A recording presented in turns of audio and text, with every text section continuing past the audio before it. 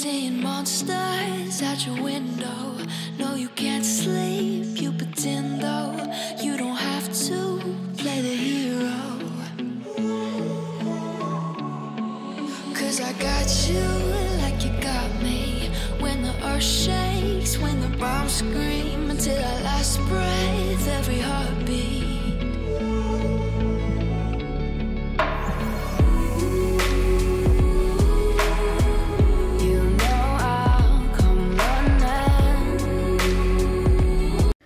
Hello అండి, welcome back to my channel. ఎలా ఉన్నారు మీరందరూ? నేనైతే చాలా చాలా బాగున్నాను. మబ్బులు చూసారా ఎంత దారుణంగా ఉందో. లాస్ట్ వీక్ అంతా అది సమ్మర్లాగా అనిపించలేదు, వర్షాకాలంలాగా ఉండింది. మొత్తం అంతా వర్షము, క్లౌడీగా, చిరాకుగా అనమాట. బట్ మన పనులు అయితే మనం మానుకోలేం కదా, మన పని మనదే, వర్షం పని వర్షందే. సో స్కాన్కి వెళ్తున్నాం. చెప్పాను కదా లాస్ట్ బ్లాగ్లో, స్కాన్ ఉంది అండ్ మళ్ళీ డాక్టర్ చెక్ ఉంది అని చెప్పి, వెయిట్ కోసం అనమాట. బేబీ వెయిట్ ఎంత ఉంది అదంతా చెక్ చేయడానికి అని చెప్పి. సో ప్రజెంట్గా వచ్చైతే 2.1 kg ఉంది. వీళ్ళ దృష్టిలో అది కూడా తక్కువ అన్నట్టు. సో ఇంకా ఉండాలి వెయిట్, ఇంకా ఎక్స్పెక్ట్ చేస్తున్నాం అని అంటారు. అండ్ ప్యారలల్గా షుగర్ కంట్రోల్లో ఉండాలంటారు. నాకు అస్సలు అర్థం కాని విషయం ఏంటంటే, ఏమీ తినకుండా వెయిట్ పెరిగిపోవాలి అండ్ షుగర్ కంట్రోల్లో ఉండాలి. ఎలా పాసిబుల్ అవుతుంది చెప్పండి? చాలా చిరాకుగా అనిపించింది అనమాట. అండ్ వర్స్ట్ థింగ్ ఏంటి అంటే, మేము కలిసిన డాక్టర్కి నాకు కేస్ హిస్టరీయే తెలీదు. ఆవిడ రివర్స్గా మమ్మల్ని క్వశ్చన్ చేసింది. పెద్ద ఆవిడ, చాలా ముసలావిడ, మేము కలిసినామే. చాలా చిరాకు అనిపించింది. ఆ మూమెంట్లో మేమే షాక్లో ఉన్నాము. ఇంకా సరే కలిసాము, మళ్ళీ తిరిగి అపాయింట్మెంట్ ఎప్పుడు బుక్ అవుతో తెలియదు కాబట్టి ఉన్నది ఉన్నట్టుగా మేము చెప్పటము, ఆవిడ మాకేం చేయాలని చెప్పడం. సో అలా డిస్కషన్ అయితే నడిచింది. అండ్ డోసేజ్ పెంచారు ఇన్సులిన్ది, ఒక 2 యూనిట్లు, తర్వాత అది ఇది అనుకుంటూ అన్నీ మాట్లాడింది. అండ్ తర్వాత ప్రొసీజర్ ఎలా ఉంటుంది, వీక్ 39లో సిజరీన్ చెయ్యాలి. వీక్ 39లో ఏ డేట్ అనేది వి విల్ కన్ఫర్మ్. మళ్ళీ నెక్స్ట్ అపాయింట్మెంట్స్ ఉన్నాయి కదా, ఆ టైంలో మాట్లాడుకుందాం అని అంది. అది కూడా ఏంటంటే అవైలబిలిటీని బట్టి అనమాట వాళ్ళ దాంట్లోని. ప్లస్ అనస్థీషియా డాక్టర్ అపాయింట్మెంట్ కోసం ఇనిషియేట్ చేయాలి. సో అదొకటి ఉంది. ఆపరేషన్కి ఒక 3 days బిఫోరు బ్లడ్ టెస్ట్ చేస్తారంట. సేమ్ లైక్ ఇండియాలో లాగానే అక్కడ కూడా అంతే కదా. సో బ్లడ్ టెస్ట్ చేస్తారంట, అవన్నీ చూసుకుంటారంట.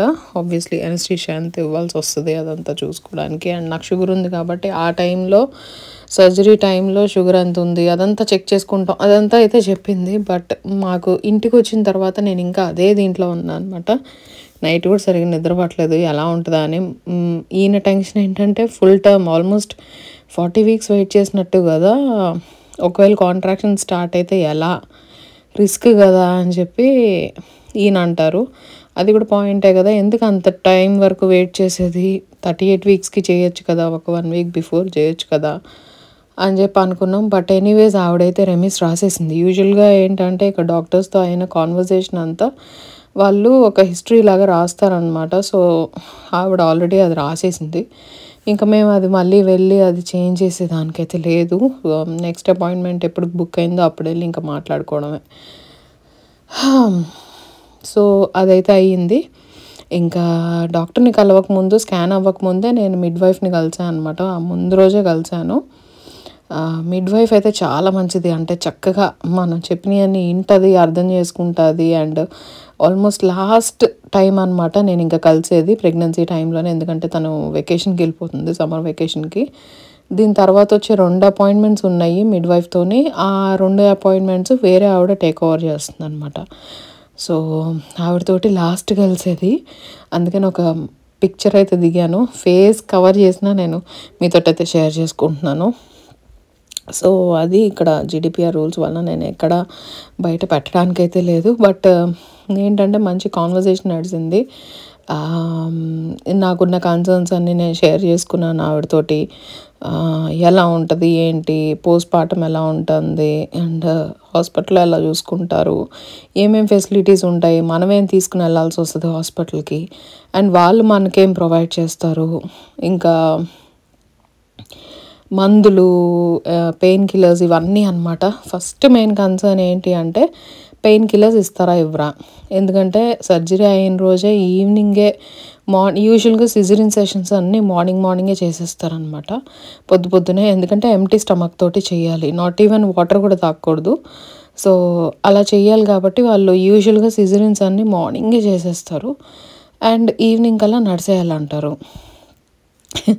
యూజువలీ నాకు అయిన 2 సర్జరీ టైంలోనూ నేను వెంటనే లేచి నడిచింది లేదు. మరుసటి రోజు నడిచాను, వెంటనే నా వల్ల కాలేదనమాట. నేనైతే చేతులు ఎత్తేసా. అండ్ ఇండియాలో ఏంటంటే మన ఫోర్స్ చేయడానికి ఏమీ ఇది ఉండదు. అలా అని చెప్పి ఇక్కడ ఫోర్స్ చేస్తారని కాదు, బట్ దే విల్ ఎక్స్పెక్ట్ అనమాట మనం చేస్తాము చెయ్యాలి అన్నట్టుగాని. అండ్ వాళ్ళ ఎక్స్పెక్టేషనే మనకి ఇరిటేషన్ లాగా అనిపిస్తుంది. అబ్బా ఇది ఎక్కడ గోలరా బాబు అన్నట్టు.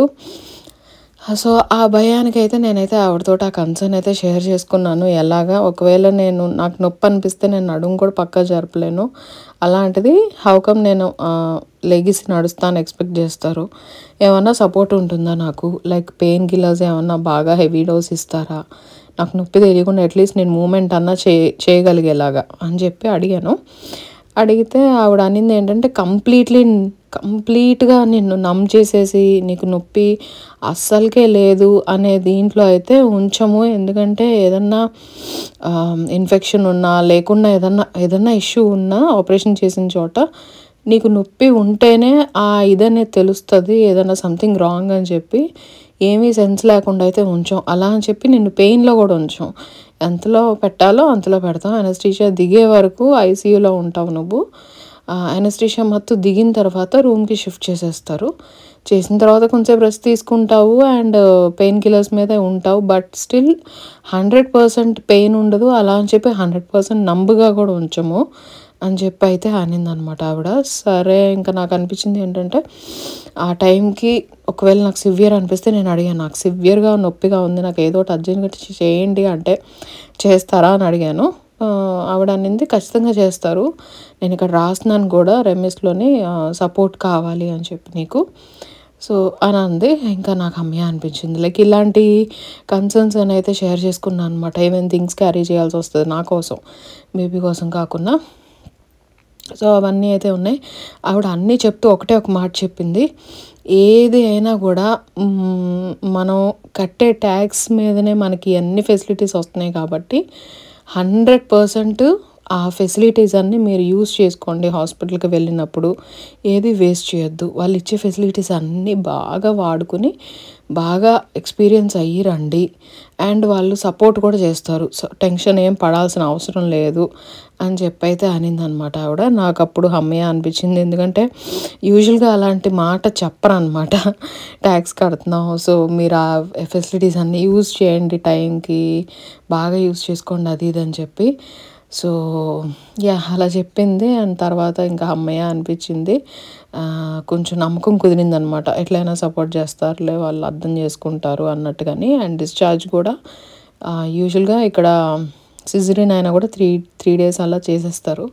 కానీ డిపెండ్స్ ఆన్ ద కండిషన్ అనమాట. లైక్ మనం ఎలా ఉన్నామో అండ్ బేబీ ఎలా ఉంది, హెల్తీగా ఉందా, ఏదన్నా కన్సర్న్స్ ఉన్నాయా, ఆ కండిషన్స్ని బట్టే, హెల్త్ కండిషన్స్ని బట్టే వాళ్ళు డిశ్చార్జ్ చేస్తారు, వెంటనే అయితే పంపించేసేయరు అని చెప్పి అయితే అన్నదనమాట. ఇంకా ఆ విషయంలో కూడా అమ్మయ్య అనిపించింది. ఎందుకంటే ఒకవేళ మనకి సరిగ్గా లేకుండా ఇంటికి వచ్చిన తర్వాత అదొక టెన్షను, మళ్ళీ ఇంత దూరం నుంచి వెళ్ళాలి మెట్లు దిక్కుంటూ, అదొక తలకాయ నొప్పి.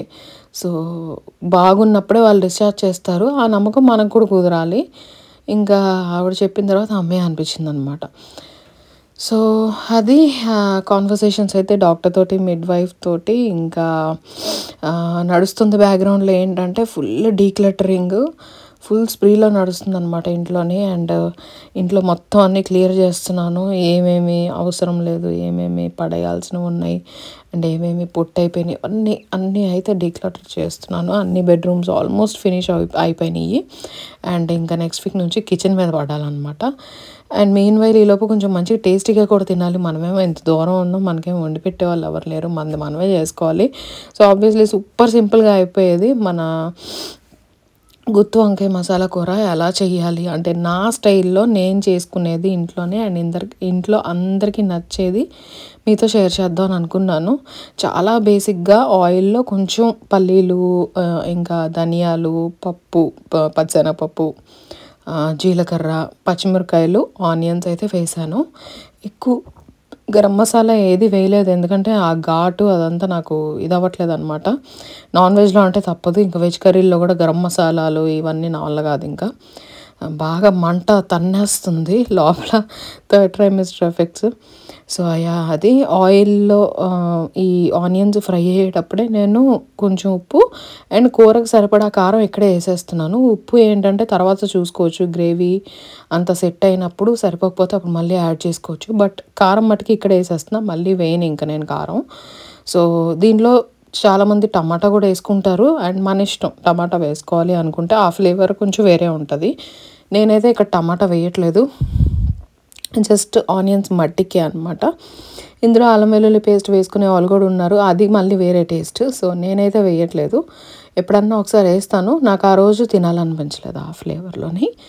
సో అదైతే చేసుకున్నాను అండ్ ఆనియన్స్ బాగా మగ్గిపోయి మంచి అరోమా వస్తుంది అనమాట.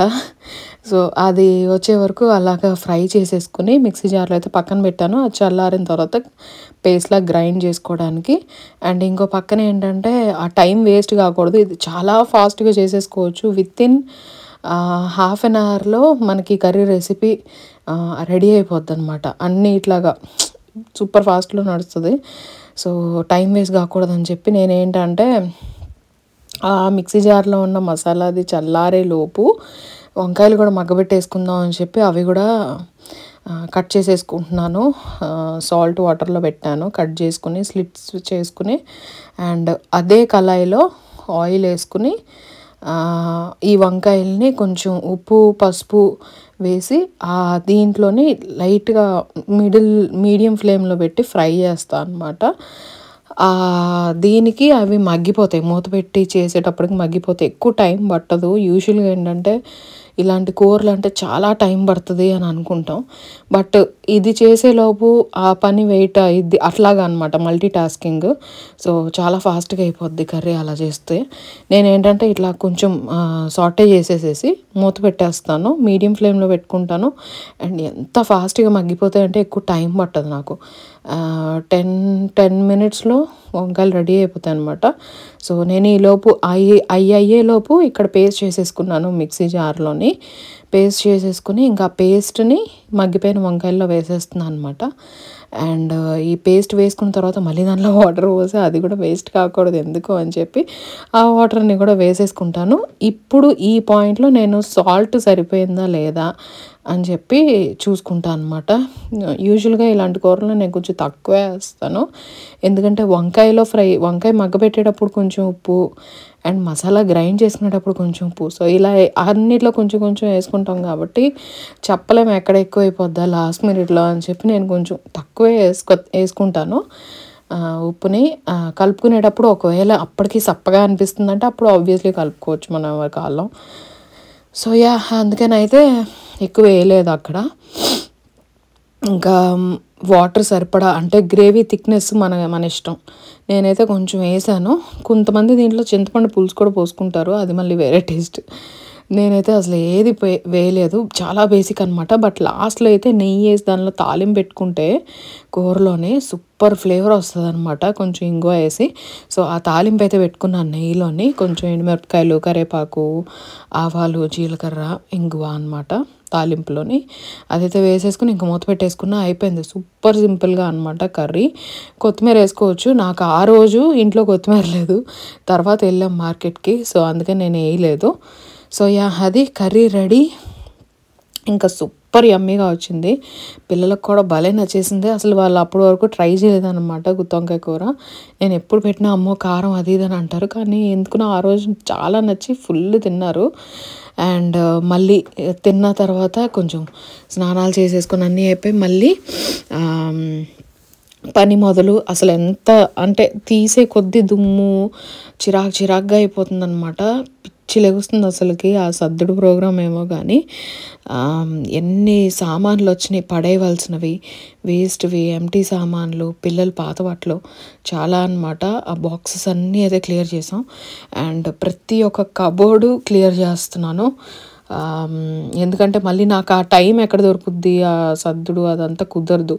ఇంకో అట్లీస్ట్ ఒక 1 year వరకన్నా నేను అలాంటి వర్క్ చేయగలనో లేదో నాకు డౌటే, డీక్లటర్ చేసుకుంటూ. సో ఉన్న దాంట్లోనే కరెక్ట్గా ఉండాలని చెప్పి అన్నీ సర్దుకుంటా ఉన్నా అనమాట. ఈలోపు తమ్ముడు వచ్చాడు. ఇంకా పిల్లలును వాడు కలిసి ఆడుతున్నారు. ఏదో సరదాగా మొన్న బోర్ కొడుతుంది అంటేనే పిల్లలకి మన చిన్నప్పుడు గేమ్ చెప్పా అనమాట, ఆ స్క్వేర్స్ ఫిల్ చేసేది. సో వాళ్ళకి ఆ గేమ్ వినంగానే బాగా నచ్చేసింది. ఇంకా ప్రతిరోజు అడుగుతున్నారు ఆ గేమ్ ఆడమని చెప్పి మాతోటి.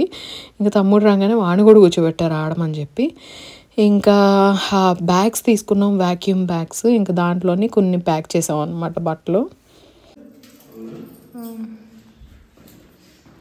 అవి లేకపోతే పాతవి పెట్టుకోవడమే. ఇంకా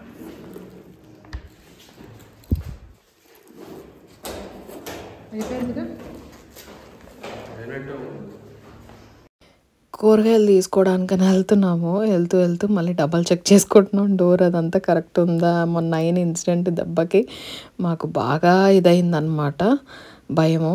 సో అది ఇంకా చికెన్ తీసుకుని వచ్చాము. చికెన్ కర్రీ చేయడానికి అని చెప్పి బాబు హెల్ప్ చేస్తున్నాడు నాకు, కూరగాయలు అవి కట్ చేసి అండ్ ఆనియన్స్ గ్రేవీ కోసం అని చెప్పి ఇట్లా గ్రైండ్ చేస్తున్నాడు అనమాట పేస్ట్.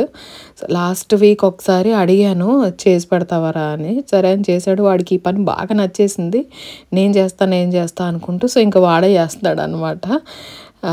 సో అది ఈ వ్లాగ్కి. ఐ హోప్ మీకు ఈ వ్లాగ్ నచ్చిందని అనుకుంటున్నాను. నచ్చితే కనుక ప్లీజ్ లైక్ చేయడం మర్చిపోద్దు. అండ్ వ్లాగ్ ఎలా ఉంది కింద కమెంట్ చేసి చెప్పండి. నేను ఇంకో మంచి వ్లాగ్ తోటి మళ్ళీ మీ ముందుకు వచ్చేస్తాను. అప్పటి వరకు టేక్ కేర్, బాయ్ బాయ్.